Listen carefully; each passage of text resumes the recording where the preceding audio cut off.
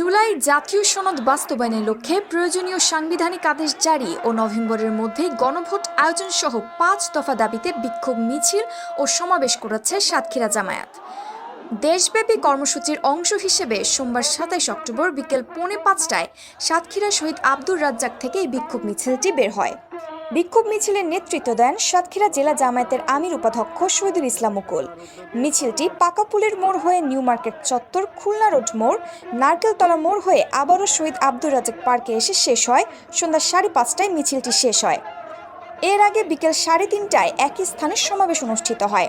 জেলা জামায়াতের আমির উপাধ্যক্ষ শহীদুল ইসলাম মুকুলের সভাপতিত্বে ও সেক্রেটারি মাওলানা আজিজুর রহমানের সঞ্চালনায় সমাবেশে বক্তব্য রাখেন জেলা অফিস সেক্রেটারি মাওলানা রুহুল আমিন, শহর জামায়াতের আমির জাহিদুল ইসলাম, সদর জামায়াতের আমির মাওলানা মোশাররফ হোসেন, শহর সেক্রেটারি খোরশেদ আলম, সদর সেক্রেটারি মাওলানা হাবিবুর রহমান প্রমুখ। মানুষের হত্যা করা হয়েছে, একটি খুনের বিচার এই সরকারের আমলে জাতি এখনো দেখতে পায়নি।